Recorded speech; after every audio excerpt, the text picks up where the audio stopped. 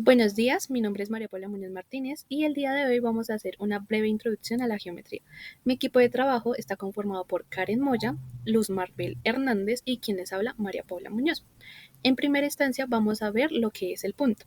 El punto representa una ubicación exacta en el espacio, donde el punto no tiene ni dimensiones, ni longitud, ni ancho, ni alto. El punto se detona o se menciona con letras mayúsculas, A o B, o alguna letra del alfabeto.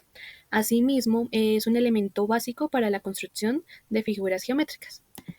Como podemos observar en el siguiente ejemplo, nos indican un punto el cual nos está ubicando una ubicación exacta, en donde A está separado de B, de C y D, y así sucesivamente.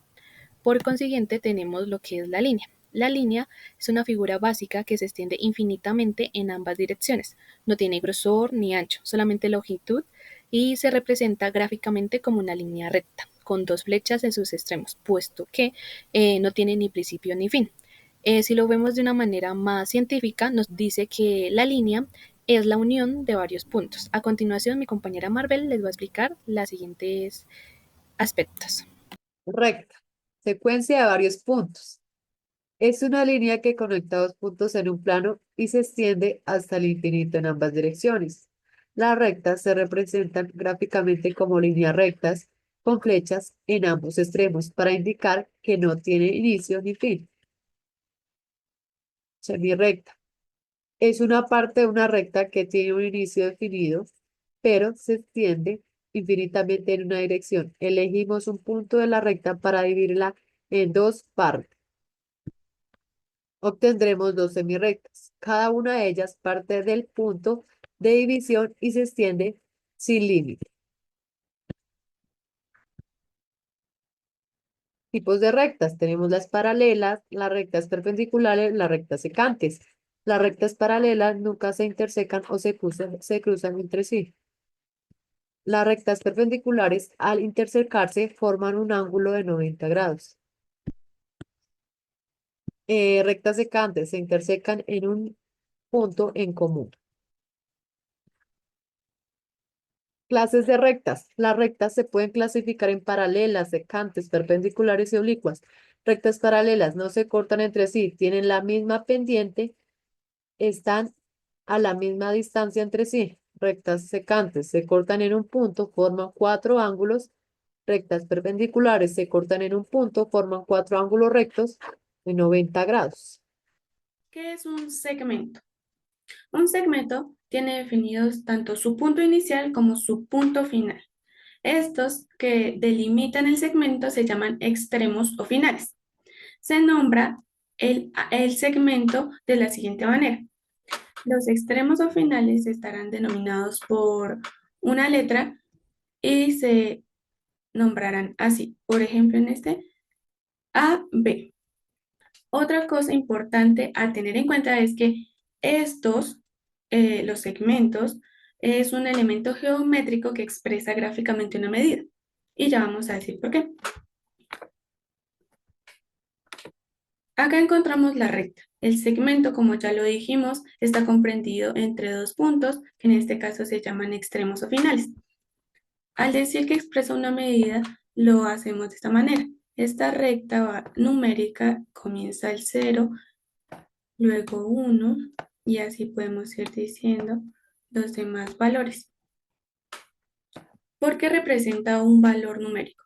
Porque en este caso este segmento en la recta numérica vale 2. Un ángulo es la porción del plano comprendida entre dos semirrectas que tienen un origen en común. Recordemos que son las semirrectas. Nos dice que las semirrectas son el corte de una recta dando el origen a la semirrecta y llevándola hasta el infinito. Quiere decir que uno de sus lados es determinado por un punto y el otro va a irse hasta el infinito. Em, Vamos a ver cuáles son los nombres de las partes del ángulo. Encontramos el vértice, que es el origen en común que tienen estas dos semirrectas. Ok, La amplitud de los ángulos se mide en grados y se representa con el símbolo que encontramos aquí. Ok, vamos a pasar a decir qué clases de ángulos existen. Primero encontramos el ángulo recto. Es aquel que mide 90 grados y lo vemos aquí. Está el vértice, los dos lados, 1 y 2, y acá encontramos el ángulo de 90 grados recto. Luego encontramos el ángulo obtuso, que es aquel que mide más de 90 grados, y lo vemos aquí, más de 90 grados. También está el ángulo agudo, que es aquel que mide menos de 90 grados. Quiere decir que mide entre 0 y 89 grados. Luego encontramos el ángulo llano, que es aquel que, si vemos sus dos lados, pareciera que están acostados. Luego encontramos el ángulo completo, que es aquel que da una vuelta.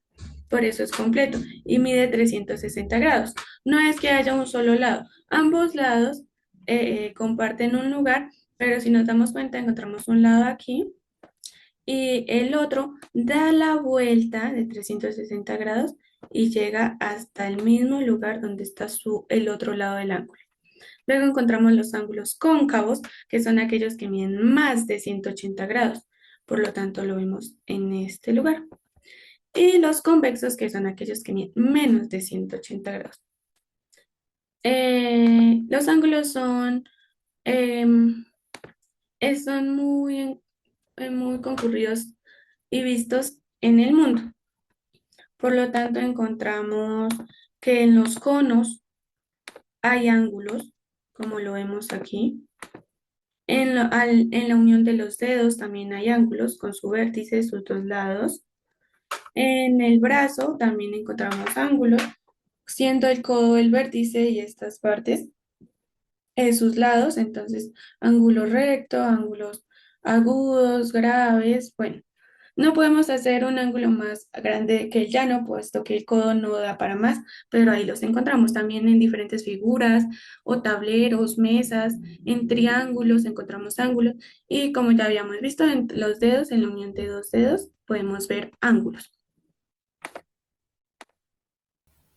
Ya por último encontramos lo que son segmentos proporcionales con respecto al teorema de Tales-Mileto, en donde nos dice que la razón es el resultado de una operación. Y esa operación es la siguiente. Por ejemplo, la razón de 5 centímetros y de 2 metros es equivalente a 5 sobre 200. ¿Por qué sobre 200? Porque nosotros convertimos los metros en centímetros. Después nosotros observamos que la razón de A a B es igual a la razón de C y D, donde nos dice que 5 sobre 200 nos da un resultado de 0,025, igualándolo a 1 dividido en 40, lo cual nos da el mismo resultado de 0,025. En ese punto nosotros nos damos de que los dos segmentos indicados son segmentos proporcionales entre sí. Acá podemos observar una gráfica en donde nos da dos segmentas congruentes, las cuales son segmentas que están cerca y después se van alejando, y están separados por paralelas, las cuales son las líneas horizontales. Asimismo, nosotros podemos formar las siguientes razones, por ejemplo, segmento de AB sobre segmento A proporcional y B proporcional, los cuales nosotros después con la gráfica sustituimos los valores. Por ejemplo, en este caso ya podemos observar que sustituyeron los valores. ¿Y cómo hallamos los cocientes? Dividiendo. Entonces empezamos a dividir 3,1 sobre 3, lo cual nos da un resultado de 1,03 y así sucesivamente con nosotros. Nosotros nos podemos dar cuenta que son segmentos proporcionales, puesto que el resultado o la razón es equivalente, es igual. Asimismo encontramos otros segmentos formados en donde nos dan otros puntos. Esos puntos, por ejemplo, segmento de AB dividido en segmento de B y C, sustituimos los valores, nos da un total, bueno, el cociente nos da la razón de 1,02 y así sucesivamente con sus proporcionales, sus segmentos proporcionales. Y acá nos daría el mismo resultado, que sería 1,2. De esta manera nosotros nos damos cuenta que son proporcionales puesto que nos dan el mismo resultado de las dos operaciones, de las dos razones. Muchas gracias y hasta luego.